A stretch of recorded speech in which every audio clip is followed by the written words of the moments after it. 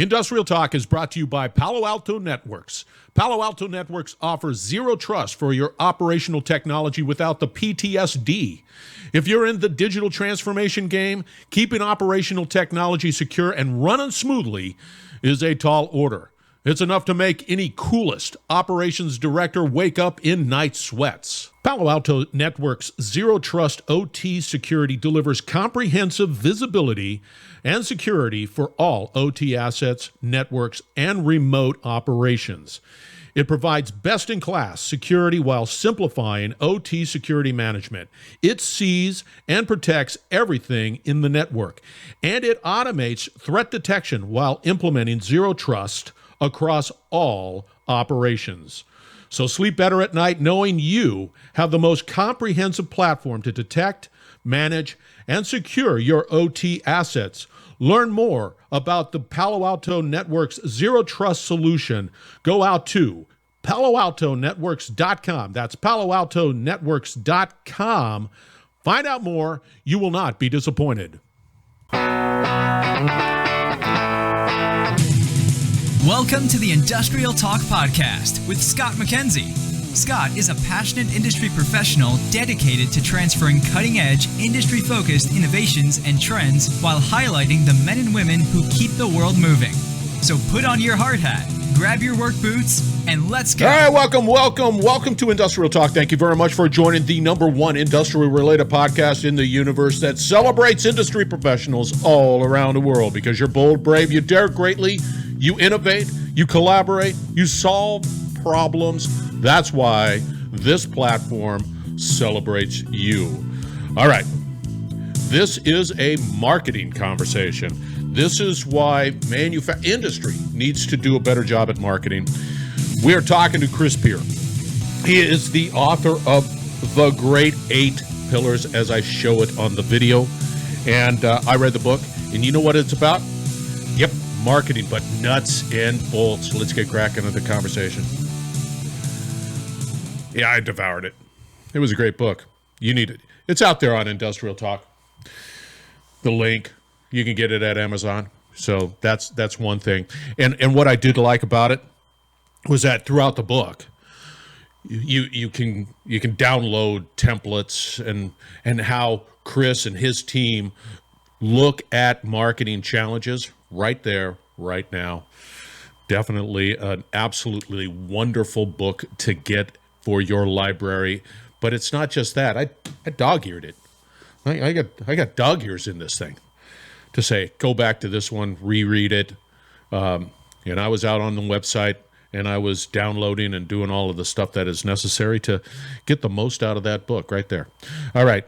In light of all of the marketing stuff that we're doing, because I think it's important, I think it's vital for sales, I think it's something that done properly truly impacts the bottom line. And as the book says, ROI. So we just got to up our game. And there are tools and techniques and strategies out there that definitely do that. Now, with that said, go out to Industrial Talk. I have out there the Industrial Academy. And we're going through a marketing series right now. Not just marketing, but why you need a podcast. There's a number of courses out there that I think is just important for you to start to consume. It's everything that I've learned over my 3,000 plus conversations and how taking Industrial Talk and how to market it, and it's all there. I'm an open book. I'm not going to hold anything back, and my strategies, but it's all out on Industrial Talk as well as everything else. And if you need to be a part of some ever expanding ecosystem, that's what Industrial Talk is all about. Join, be a part of it. You have a podcast, put it out on Industrial Talk. Get more traction, greater influence. That's what it's all about. You have to succeed. And the Industrial Talk is just passionate about your success, everything that you could possibly do. So you need to get a hold of me. It's easy. It's painless. Just go out, say, let's talk or contact or whatever it is. There's buttons out there. And just reach out to me and we can have a conversation. It's a simple, painless Zoom conversation. And I was like, yeah, what do you want to do? Oh, hey, that's great. That's about the extent of it. It's just like this, just what I'm doing here. All right, let's get on with the conversation. Chris Pierre, The Great 8 Pillars, his book. And we chatted through pretty much all of the pillars to a certain extent, some more than others. And you'll be better for it, most definitely. Matt Skills, his team at, the Great 8 Pillars, definitely worth connecting. Everything out on Industrial Talk, so let's get cracking. Chris, welcome to Industrial Talk. Thank you very much for joining. How are you doing today? I'm doing great, Scott. Thanks for having me on. I'm so happy that you did find time in your schedule. Listeners, we connected last year. I had to say it. It's an ongoing joke. And he has a book. And it's all around marketing. So I'm all geeky about it. And I said, Chris, you need to share it with you guys. So there. That's the story. That's what I'm sticking to. All right, before we get into the book and all of the great information, give us a little background, Chris, on who you are. Oh, sure. So my name is Chris Pierre. I am an entrepreneur. I own 2 different businesses. I'm an author, a father, an avid bass fisherman.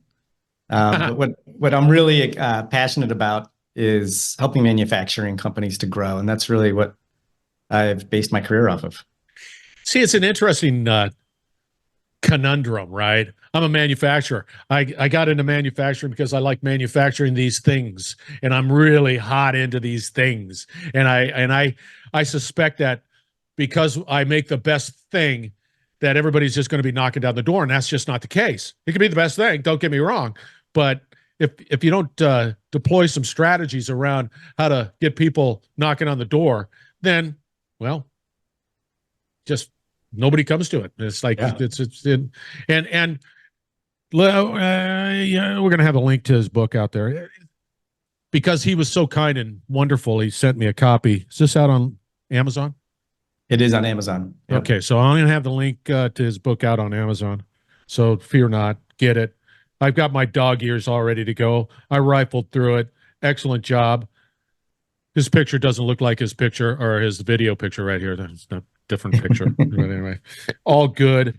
And what I truly enjoyed about the book was the fact that it is nuts and bolts. It's the way I like to think. It's not something ethereal. It's like, no, don't do these things, do this, and these are the reasons why, and this is why you track it, and this is good stuff, And so with that said, give us a little just background on why you said this book needs to be written. Yeah, so it's a quick story. So I started my marketing agency in 2002, so just over 20 years ago. And over that time, we worked with hundreds of different B2B organizations, mostly in the industrial space. So manufacturing, transportation, logistics, warehousing, distribution, and service firms.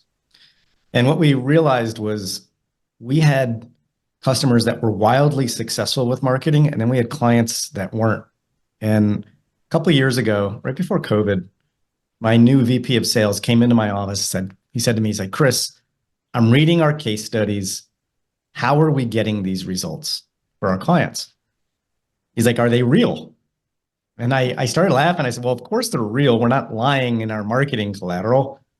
I'm like, and his name is John. He's a co-author of the book. And John said, well, we need to define how we're doing this. And there's a whole long story behind it, but he came back a couple months later and he said, Chris, we need to figure this out. How are we doing this? And I said, I really don't know. And so we went on a mission to figure out why some companies were wildly successful with marketing. And when I say successful, I mean, got a return on investment from marketing that was able to be proven through new sales or have higher average order values. Heaven forbid that the actual provable data and information with marketing. Heaven forbid. Continue. Yeah. So we spent about 18 to 24 months diving into every single client and looking at whether they were successful or not and what they had in place. And at the end of the process, we actually were very shocked. We thought it was going to come down to marketing tactics or like social media or email marketing or whether they were done properly or not. And what we were shocked to find is that we landed on 8 different core categories. We call them the Great 8 pillars. And they all really have to do with your marketing operational infrastructure. So once those things are in place and those companies that had those operational components in place, they were much more successful with marketing. And we decided to write a book about it. All right. Take us through. Because the book is called The Great 8 Pillars, not 9, 8, not 7, 8. And which I like, the sub tagline is ROI driven marketing and manufacturing companies. That is a target. And whether we like it or not, you want a return on investment, period. Yep. No other way of getting around it. Take us through that. So how do we start working through these pillars? Yeah, so the book outlines how to go about it, but in essence, it really comes down to your people, your processes, your software, and your systems. See, this is when I read about that, I just said, duh. Continue. Sorry. No, I think the one thing that the most comments I get about the book are that duh kind of comment. It's like, okay, this is pretty self-explanatory. Yeah. Why haven't I been doing this all along? It's classic. Yeah. And sometimes it's those things that just hit you in the face and go, this doesn't need to be more complicated than it needs to be. So I'll give you an example. In the last 21 years, 22 years that I've been in business with my agency, not a single prospective customer has come to us and said, here's our existing marketing strategy. Can you help us implement this? And we're talking about, companies that are 5 million in revenues to $1 billion in revenues. Not a single one has done that. And because most marketers and most agencies, they don't know where to start. So they want to jump in and start feeling good. So they start doing tactical work. I call it whack-a-mole style marketing. Yeah. And so as you read the book, you'll find that it's a pretty self-explanatory process of let's get the right goals in place. Let's make sure your value proposition and your messaging and your branding can support those goals. Get a formal marketing strategy developed, or make sure that you have the marketing team in place to pull it off. Make sure your website supports it. Make sure you got analytics and reporting to support it, your tech stack, and then templates and guides to support you. But it's not sexy. That's not sexy stuff. It's like you got to do it. And that's what was so interesting, because I know as well as I did, I'll be the first to jump into something that's flashy and dazzling and forget about all the process, So with that said, we've got, you've laid them out. And right off the bat, you got your KPIs. And that's just, you got to do that right. And to make sure that it's not fluff and real KPIs that you can measure. How take us through that? So if you're going to have ROI driven marketing, you need to know what your return on investment needs to be. So you need to know what you're starting with. So, and by the way, before I go any further, our website is g8p.co, and everything I'm about to talk about, you can download free tools and templates from the website. There's no cost, there's no obligation. And these are the tools that we've built over the last 20 years and modified for 2 decades. So they're really solid tools. Yeah, I've already taken advantage of it. Yeah. And they work. They do. And it's like, I'm glad somebody did this, because starting from scratch is just like, oh, God. Oh, that's rough. So the first thing we do, Scott, you asked like, how do we create these goals, is we talk about a 10x ROI goal. So, you should always shoot for the moon, right? So if you were to invest $100,000 and you could get $1 million out of it, that would be beautiful, right? Well, many of our clients have gotten a 3x, a 5x, a 10x, even a 27x return on investment. So from their marketing investment. So you got to start by understanding what is your marketing investment so you can set a baseline. So what you want to be is the worst marketing. Just you have no marketing. And then all of a sudden, you're just going to get multi-X ROI just because you're doing something right. that's the goal. Yeah. It is. It's good. Continue. So you follow the templates, but basically we start off by saying, what's your current marketing spend and investment? Multiply that by 10. There's your 10X goal.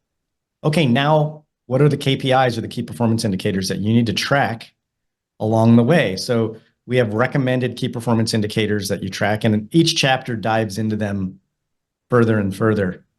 And then there's a marketing strategy template you can download to help you build out this marketing strategy. The book outlines how your marketing team should be structured, and so on and so forth. I think if you follow the book, it is pretty nuts and bolts, and it's pretty much. It is. Yeah. I thoroughly enjoyed it, and because it was that, and it's stating the obvious, and I'll be as guilty as anybody else.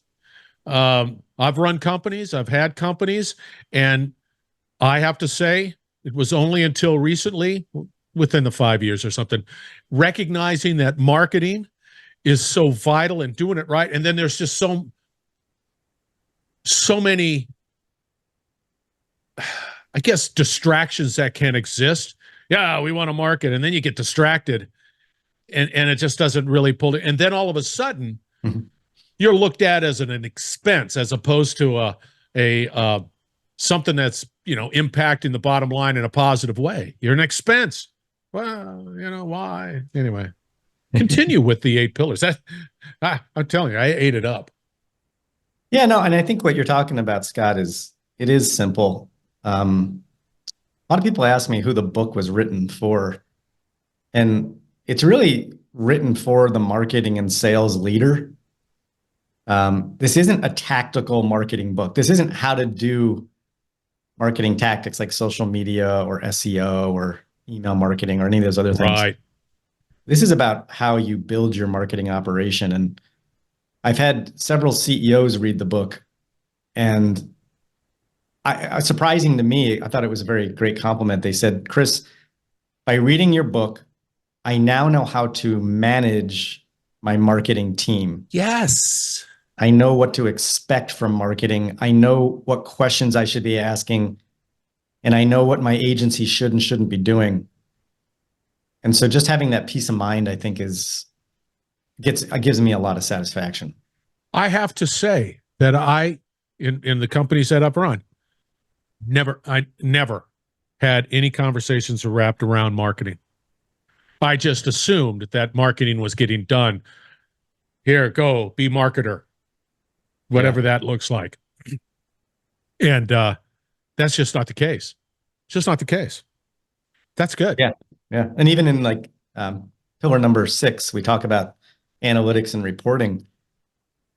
When we talk about the marketing leaders and the marketers themselves, we want marketing to be elevated. We want leadership teams to look at marketing as a value-added growth tool, in their toolbox. And so the reporting that we map out, and you can download a reporting template on our website as well. Those reports are meant for senior leadership to review, and you review with them so that they can see what you're doing and how things are working and what you're trending towards, which then leads to more involvement in marketing, more investment in marketing. And so it's a great snowball effect. It's not a little black box. And especially in the world where you can have insights and data that is giving you the information you need to be successful. I always look at it nowadays, not in the past. The past, I wasn't good. Today, maybe I'm a little bit better. But it's something that you have it in place. It will always be able to be that machine that allows you to continue to bring in value. If you look at it, if you have, you bring up some couple of good points in the book, is you have to budget for it. A lot of people don't properly put money around the effort.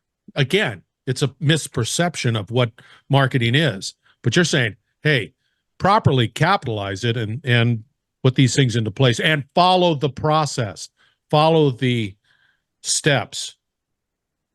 So, anyway. Well, I think especially in the manufacturing space and in the industrial space, marketing has always been smoke and mirrors. And in those industrial businesses, most business dealings were done face to face through relationships, and salespeople owned that relationship process. And what's happened over the last 15 years is that salespeople don't own the sales process anymore. The buyer owns the buying process. And buyers don't care as much about those relationships as they used to. These younger folks are coming in to the workforce, and they're on a mission. They're busy. They have high expectations of themselves, and their employers have high expectations of them. They don't have time for this, so they want to make the decisions quickly. So what do? They're going to the internet. They're doing all their research there. And if you're not seen online as a thought leader and you're not using these tools, you're a dying breed. That's why you're seeing so much change, especially in the manufacturing space, like with manufacturers' reps. They can be great, but those are relationship people. And as these new folks come in to the purchasing environment, they just don't put as much value on it. Yeah. I think that's a real important component. I mean, and you've been in the business for 20 plus years. You've recognized that there's been pretty significant change taking place in industry as a whole, especially manufacturing. Yeah. That's a good point where I'll be the poster child for that. I don't have a problem with going out. If I'm looking for I have a problem, that problem needs to be solved. So I'm going to go, my first step is not trying to call somebody. My first step is the internet. Then I'm trying to find the 4 or 5 solutions. Yep. And then maybe I'll call. Maybe. So you better have that, I don't know, you better have a compelling, and you talk about it, your value proposition. It better tackle my eyes. It better just grab it, pull it out of my head, and tackle. Yeah. Take us through, I mean, that's, is a value proposition static or dynamic? It's dynamic, but to a degree. It shouldn't constantly be changing week to week, but year to year it may change. Let me explain why. So value proposition, messaging, and branding is pillar number 2. It's pillar number 2 for a reason. You got to have an ROI goal. That's number 1. But once you start to think about your marketing, if you don't have a strong value proposition, you won't convert sales. You won't convert marketing leads into sales qualified leads. And the sales qualified leads aren't going to be going to proposal and quote, because if buyers don't know how you can help them survive or thrive or fix their problem, they're not going to talk to you and waste time. So, Scott, to answer your question specifically, when companies sit down to build out a value prop, it's a very complex process. And again, we have a template for it online you can download. And we recommend it's done as a team with the leadership team. But the biggest fear is that you're going to go through this process and then realize you don't have a value proposition. Or you've got one, it's just really weak. So 2 of the key tenets that we have about value propositions are that they're differentiated in the market and they're clearly articulated. Another tenet is that they're very simple. So I'll tell you a quick story. 15 years ago, when I sat down to build our value proposition for our agency, it was like a kick in the stomach. We didn't have one. We realized we were just like every other marketing agency. We serviced anybody who would pay us a paycheck. We did any service we could to pay the bills. And what we realized is we were just the everything for everybody. So it took us 5 years to really focus on being unique and building out specific tenets of our value proposition. And today we're very unique. We're very niched. We're very focused on what we do. And that's what led to where we are today. Yeah, but that's, again, being an old salty dog that I am, I've been in countless meetings where they start talking about, well, we need a mission and a vision and a value proposition, and then it wanes. It doesn't, the energy starts to really, and then being a part of organizations that have multiple efforts or to try to figure that out.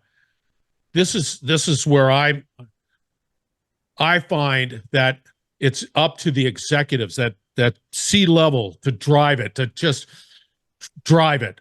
And if that's not being a part of that whole equation, then it's suboptimal at best. Do you agree with that? Absolutely. In fact, I don't believe that the marketing team is responsible for value proposition.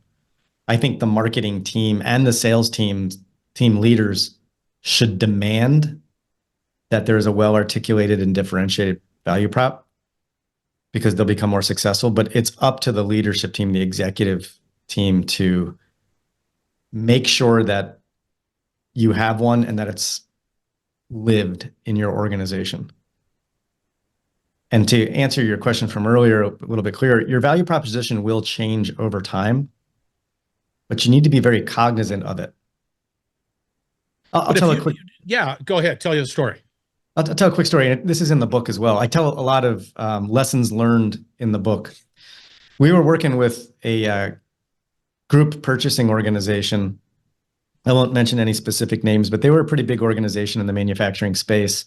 They had like 800 members. And they hired us to help them with lead generation for new membership. And I told the owner, I said, I'll be able to tell you within 6 to 9 months whether you have a marketing issue, a sales issue, or a value prop issue, because the data doesn't lie. 9 months later, we were on the way to their corporate headquarters. I had 3 members of my team. Their company had, I think, 11 or 10 members. So it was a pretty good sized meeting.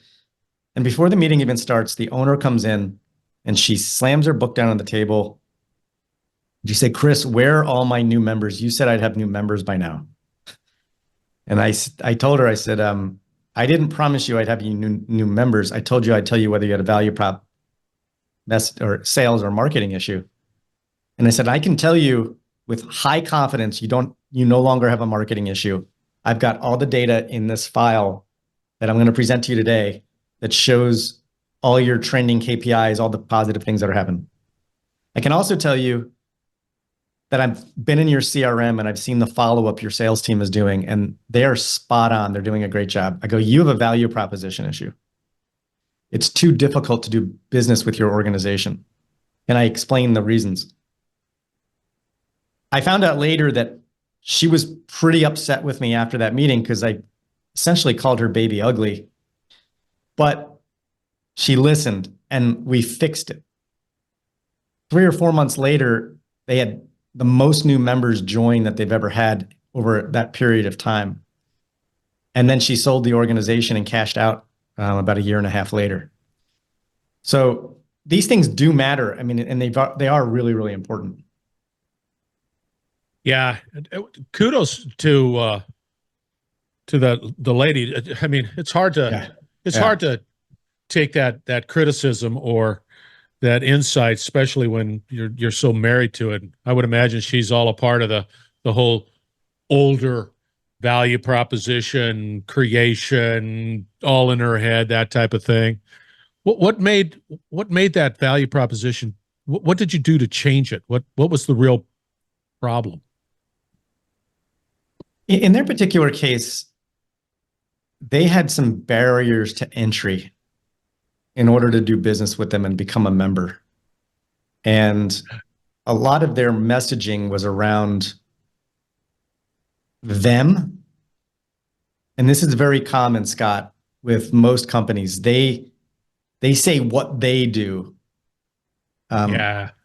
And they position themselves as, the company that's going to come in and solve all your problems versus illustrating what you do for your customers, because your customers are the ones that really want to succeed. So we just flipped everything around, removed those barriers, and it changed everything. See, it is so funny. Don't make me work harder than I have to. Don't make me expend, that intellectual calories. It just, you've got to make it so easy for me. Or I was just like, it's amazing. There's a book. I don't know if you've ever read Building a Story Brand by Donald Miller. Yep, I have it. Yep. So he explains this great in his book where he talks about burning brain calories. Yeah. And he talks about the hero complex. And that's kind of what I'm talking about.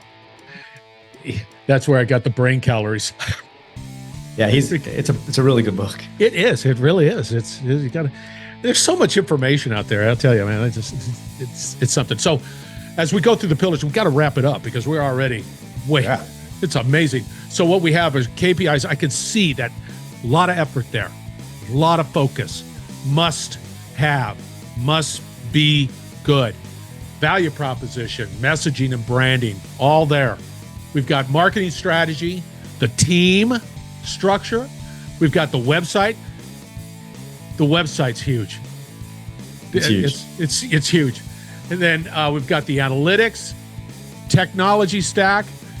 I'll tell you right now, I've gone down the technology stack, and there are some technologies that I should never have bought, but I did, and I don't do it now. This is one of those live and learns. And then finally, you've got all of the templates and guides out on your website. Yep. Everything. There's no excuse for you, listener. There's none. I mean, if I can do it, you can do it. How do people get a hold of you? So you can check out g8p.co. That's my website. It's a consulting firm for manufacturing companies.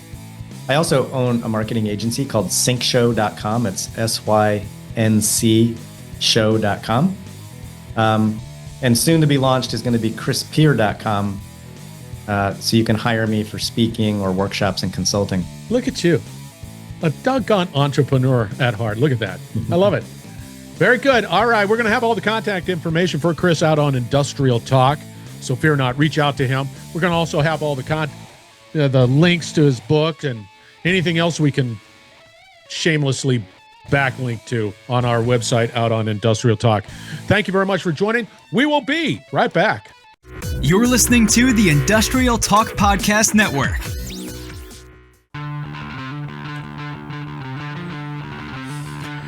How about that for a nuts and bolt conversation? Get the book.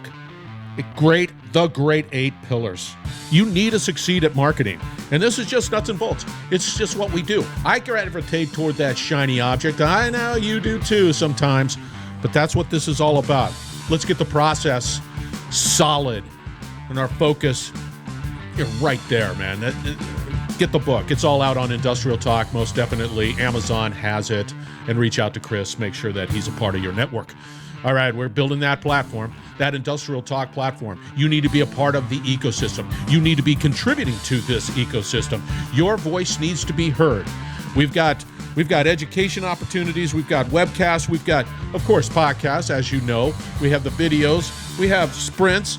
There is so much information that you can glean from Industrial Talk and delivered by the incredible individuals that are in industry. So the music just ran out. Technology. All right. Be bold, be brave, dare greatly. Hang out with Chris, hang out with his team, and you will change the world. We're going to have another great conversation shortly.